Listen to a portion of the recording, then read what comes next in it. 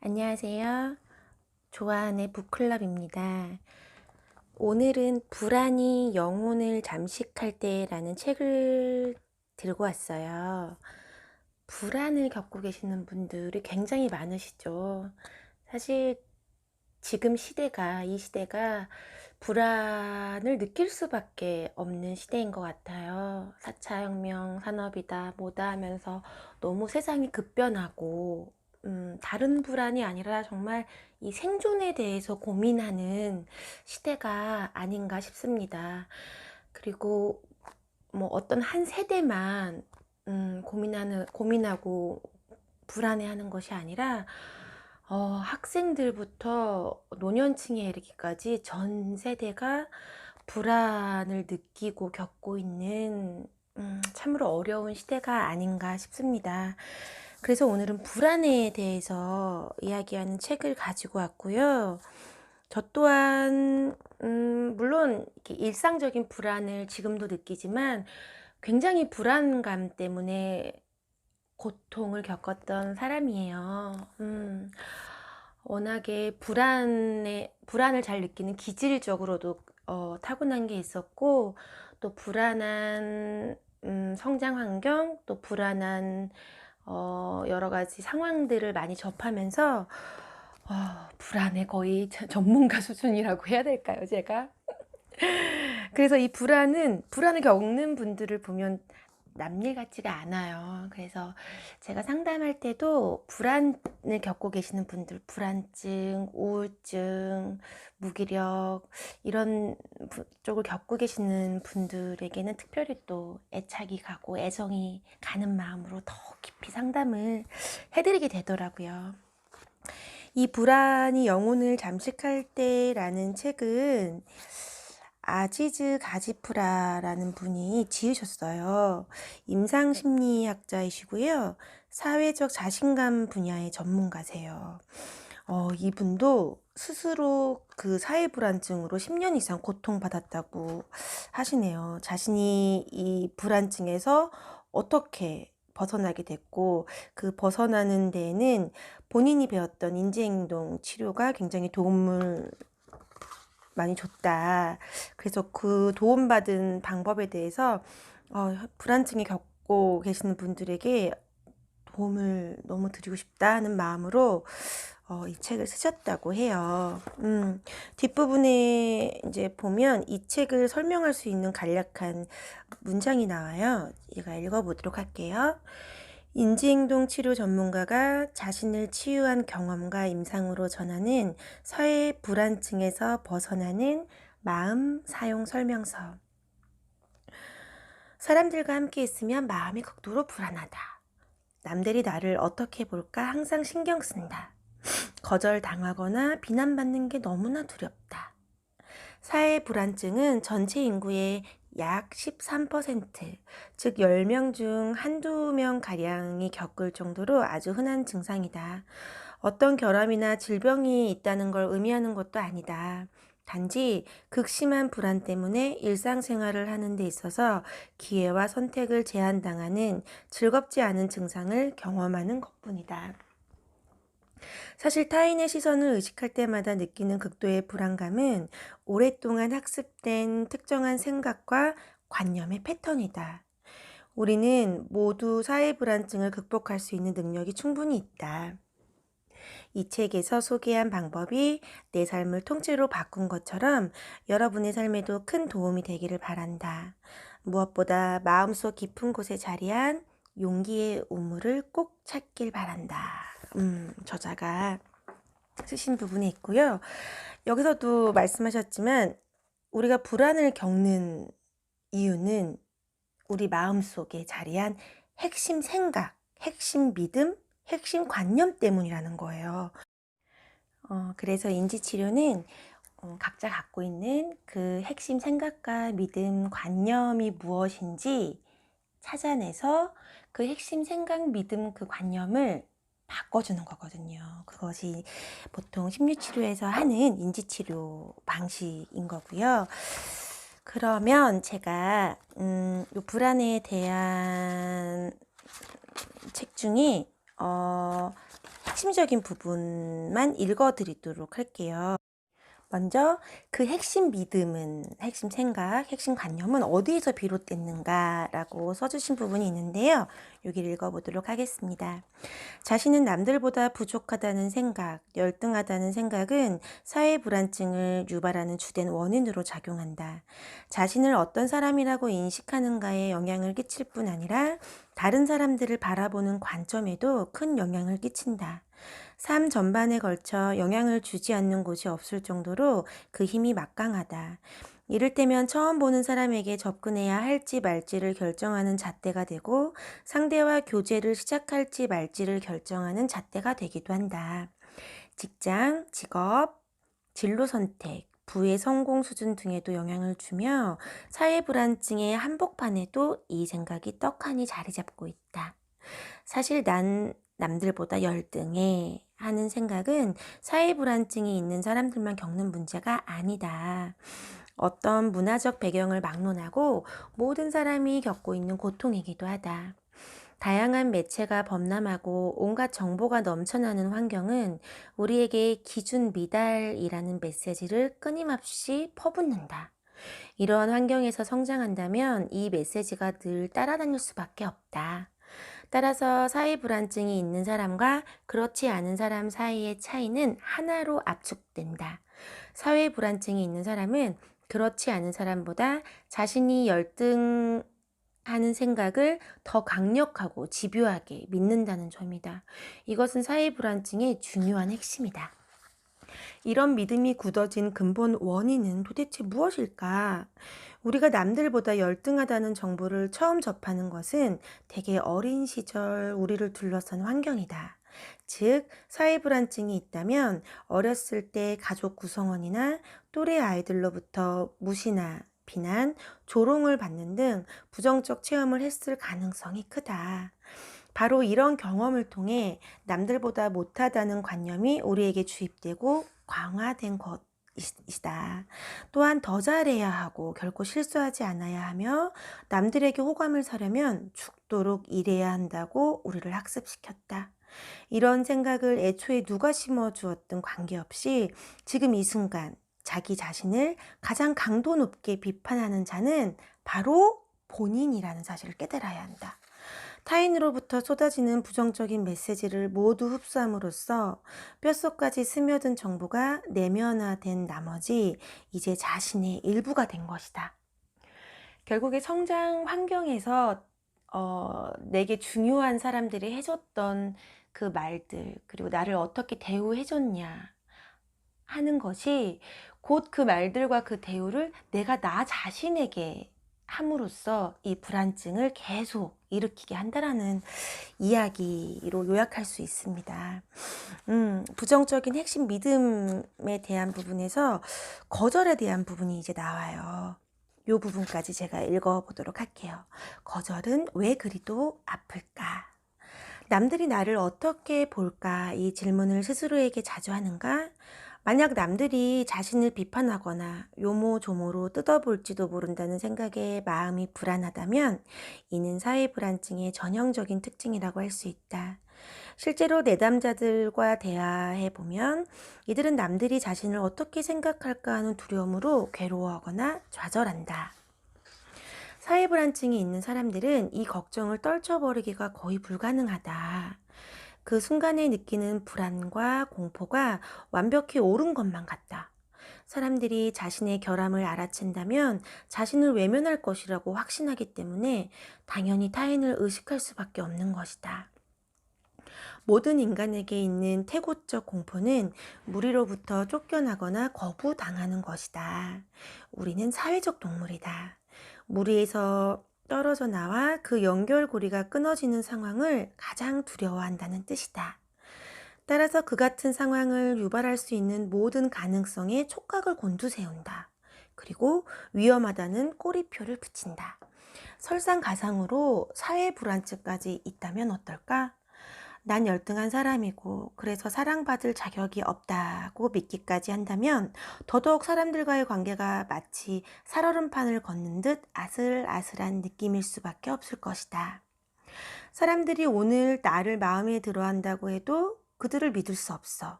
내가 조금만 기분 나쁜 티를 내거나 우울해한다면 결국엔 다들 도망가 버릴 테니까. 거절에 민감한 이유. 사회 불안증이 있는 사람들은 누군가가 나를 못마땅해 하는 걸 몹시 고통스러워한다. 상대가 자신에 대해 느끼는 부정적인 감정을 철저히 자신의 문제로 받아들이기 때문이다. 가령 직장에서 동료인 존이 자신이 낸 의견에 대해 못마땅해하는 징후를 보인다면 다음과 같이 결론 내릴 가능성이 크다. 존은 나를 어리석고 사려 깊지 않다고 생각하는 것 같군. 하긴 그럴 만도 하지. 난 나쁜 사람이고 사랑받을 자격이 없으니까. 타인의 거절을 왜 그리도 고통스럽고 예민하게 느끼는 것일까? 그건 타인의 거절은 마치 자신이 얼마나 쓸모없는 인간인지 증명하는 합격 판정처럼 느껴지기 때문이다. 이런 생각이 실제로 어떤 식으로 작용하는지 확인하고 싶다면 가장 최근에 거절당했던 순간을 떠올려 보라. 가령 대화나 회의를 하던 도중에 자신이 한 발언이나 행동을 누군가가 못마땅해 했을 때 마음속으로 뭐라고 말했는지 기억하는가? 대개는 이러했을 것이다. 난 왜 이 모양이지? 어색하지 않은 게 하나도 없고 모두 창피한 것 투성이야. 그 사람이 널 못마땅해 하는 건 당연해. 누가 봐도 넌 몹시 초조하고 불쌍해 보였다고. 사회 불안증이 있는 사람들에게 가혹한 비난은 늘 함께하는 동반자와 같다. 거절당하는 순간 마치 피고인을 신문하는 검사처럼 자신이 열등한 이유와 그 누구한테도 사랑받을 자격이 없다는 점을 낱낱이 까발린다. 타인의 거절이 자신의 무능을 증명하는 추가적인 증거가 되는 것이다. 이 증거는 우정이나 친밀감, 사랑과 같은 감정을 나눌 자격이 없다고 자신을 비난하는 데 사용된다. 설상가상으로 이 모두가 자신의 탓이며 영원히 끝나지 않을 것처럼 보이기 때문에 자신은 결코 진심으로 원하는 사람과 친밀감이나 사랑을 나눌 수 없다고 증명받는 셈이 된다. 이 끔찍히도 고통스러운 생각이 타인의 거절을 견디기 어렵게 만드는 것이다. 거절 회피하기. 우리 인간은 매우 지적인 동물로 누구든 고통을 주는 것을 피하려고 든다. 나 자신이 쓸모없다거나 사랑받을 자격이 없다는 느낌보다 우리를 더 고통스럽게 하는 경험은 없다. 따라서 열등감과 자격지심을 유발하는 행동이나 체험은 회피하려고 든다. 거절을 마주할 때 취하는 행동 패턴이 바로 이러하다. 불안하고 고통스럽기 때문에 피할 수만 있다면 무슨 짓이든 하려고 드는 것이다. 대신 이 전략을 쓴 대가는 톡톡히 치러야 한다. 도전할 만한 가치가 있는 모든 일은 어느 정도 위험 부담이 따르게 마련이다. 그 과정에서 수많은 거절과 맞닥뜨릴 수밖에 없는 일이다. 그것도 셀 수 없이 많은 거절들 말이다. 이 모두를 피해버릴 때 과연 어떤 일이 벌어지겠는가? 회피 전략, 거절을 회피하는 전략에 대해서 3가지를 말씀해 주시는데요. 첫 번째가 기본 회피. 거절을 피하는 주된 전략으로 방법은 매우 간단하다. 거절당할 것 같은 상황을 미리 피해버리는 것이다. 이 전략은 우리 대부분이 무심코 취하는 방법이다. 그러나 사회 불안증이 있는 사람들은 하루에도 수십 번씩 이 전략을 실천하고 있을지 모른다.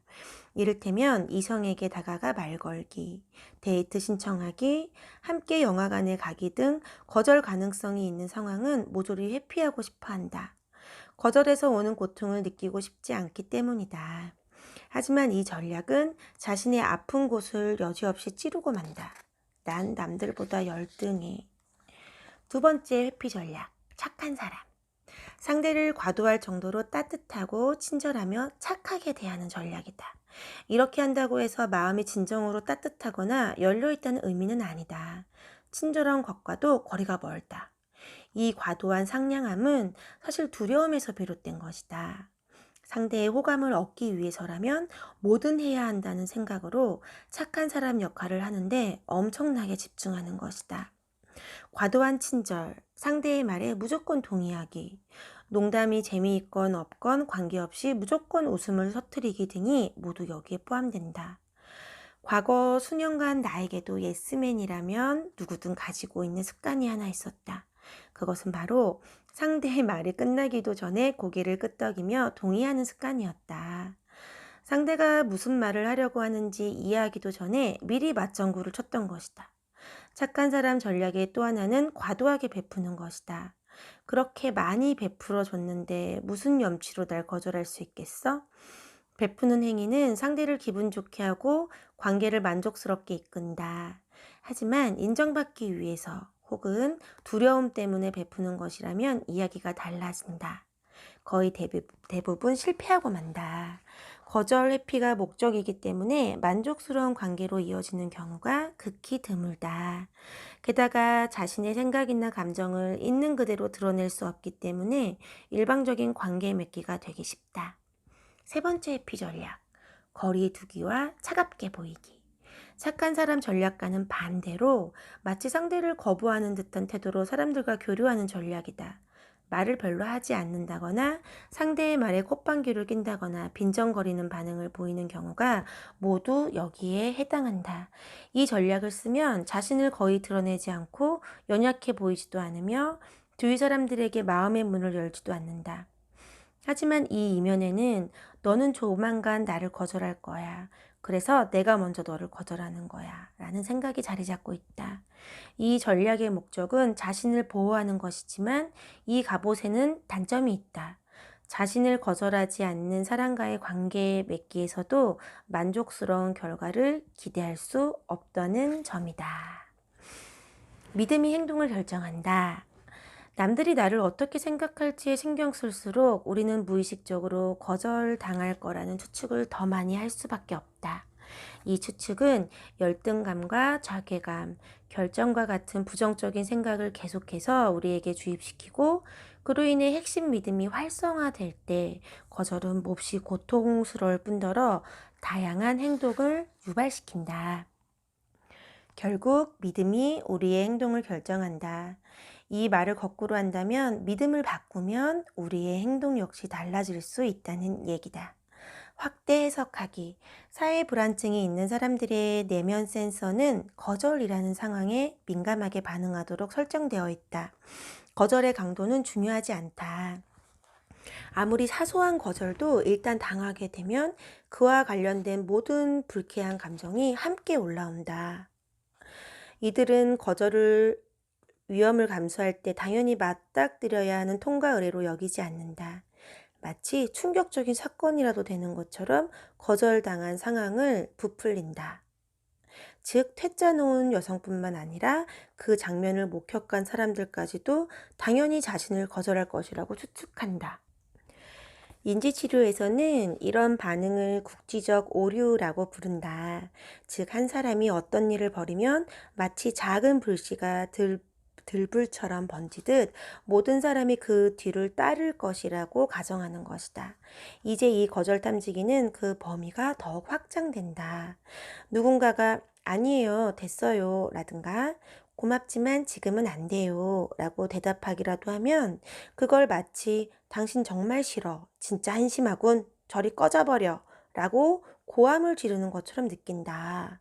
직설적으로 안 돼 하는 소리를 듣는 건 맑게 갠 하늘에서 떨어진 날벼락과 다름없다. 이 민감한 거절 탐지기로 인해 사회 불안증이 있는 사람들은 거절 탐지 능력이 놀라울 정도로 발달한다.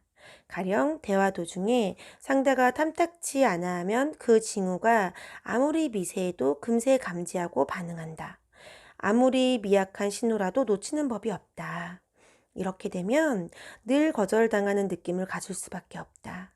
예를 들어 상대가 대화 도중에 딴정을 피우거나 약간이라도 다른 의견을 주장한다면 혹은 자신은 지금 당장 함께 어울려 놀고 싶은데 상대가 다른 날에 그렇게 하자고 한다면 거절당하는 느낌이 들 것이다.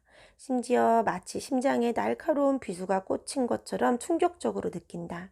왜냐하면 거절은 나는 남들보다 열등해 라는 자아 개념과 곧바로 접속되기 때문이다. 모든 사람이 나를 좋아해야 해. 관계 맺기에 있어서 불안함을 느끼거나 늘 걱정에 사로잡혀 있다면, 그리고 그 이유가 내가 열등하기 때문에 사람들이 자신을 거절할 것이라고 믿기 때문이라면 타인이 자신을 싫어하는 상황을 도저히 견딜 수 없다. 게다가 자신을 거절하는 사람의 수가 계속 누적된다는 건 사랑받을 자격이 없다는 증거도 그만큼 늘어나는 셈이다. 이 모든 걸 완벽히 상쇄할 수 있는 방법은 단 한 가지뿐이다. 모든 사람이 모조리 자신을 좋아하도록 만들어버리면 되는 것이다. 가령 상대의 이야기를 잘 들어준다거나 늘 한결같이 친절하면 쉽게 해결된다. 또는 상대가 좋아할 만한 일은 무엇이든 하고 시키는 대로 따르면 되는 것이다. 불행히도 이 모든 행동은 헛고생에 불과하다. 실패할 수밖에 없기 때문이다. 시간이 흐르면 언젠가 상대는 자신에게서 싫은 구석을 어떻게든 찾아내고야 말 것이다. 실제로 이런 일이 발생하면 죽는 것보다 더 괴로운 고통과 두려움, 자기 증오가 뒤따르게 된다는 사실을 명심해야 한다. 갈등 회피하기. 사회 불안증이 있는 사람은 말다툼이나 사소한 의견 불일치도 인간관계에 큰 위협으로 느낀다. 상대가 자신의 의견에 동조하지 않거나 다른 의견을 주장하면 자신을 한 인간으로서 인정하지 않는 것이라고 느낀다. 갈등을 상대와의 관계가 끝났음을 알리는 전초전일지도 모른다고 여기기도 한다. 이러한 갈등에 대한 첫 번째 방어선은 기본 회피이다. 민감한 화제는 언급하지 않는다. 마음이 불편하지 않은 범위에서 이야기한다. 머릿속으로는 극도로 예민한 자신을 비난한다. 만약 이 방법이 효과가 없다면 두 번째 회피 방법을 취할지도 모른다. 바로 과도한 다정함이다. 내심 동의하지 않는데도 겉으로는 동의하는 척한다. 상대를 기분 좋게 할 수 있다면 무슨 말이든 한다. 상대의 의견에 맞춰주고 지시를 잘 따른다. 이들은 결국 평화를 유지하기 위해 자신의 열망과 좋아하는 것을 모두 포기한다. 심지어 상대가 언짢아하지 않도록 막지 못했다는 가혹하리만큼 자책하기도 한다. 이런 방식의 관계 맺기는 자신을 지치게 하며 얻는 것은 더더욱 없다. 설상가상으로 자신의 모습을 결코 있는 그대로 드러낼 수 없다는 또 다른 문제에 봉착한다. 자기 생각을 분명하게 표현하지 못하는 것은 물론이고 자신을 변호하거나 더 큰 자신감을 기를 수도 없다. 오히려 내면의 분노와 적개심 같은 감정이 쌓일 수밖에 없다. 착한 사람 유형이라면 이마저도 쉽지 않다. 자신은 짜증이나 화를 내거나 공격적으로 행동해서는 안 되는 사람이기 때문이다. 게다가 위험 부담이 너무 크다. 왜냐하면 상대가 상처를 입을 수도 있고 또는 자신을 떠나버리거나 화를 낼 수도 있기 때문이다. 그러다 보니 상대의 눈을 똑바로 쳐다보며 내가 그렇게 말했을 때 난 정말 화가 났어. 너한테 완전 실망이야. 하고 분명하고도 직설적으로 말하는 경우가 드물다. 대신 이 정도 수위의 직설적 맞대응을 어떻게든 피하려고 하는 강력한 특징을 보인다. 주로 입을 꾹 다물고 불편한 감정을 표현하지 않는다. 또는 별일 아니에요. 다 지나간 일인걸요 하고 얼머무리거나 나중에 다른 방식으로 분노를 표출한다. 이를테면 약속 장소에 늦게 나타나거나 약속을 어기기도 하며 심지어 그런 실수에 대해 빈정대기까지 한다. 사회 불안증이 있는 사람들이 복통이나 위장장애를 달고 사는 건 흔한 일이다. 이 문제는 대부분 분노를 자주 억누르고 직접적인 맞대응을 피하는 데서 비롯된다. 갈등 해결에 나선다고 해도 그런 일은 즉시 이루어지지 않는다.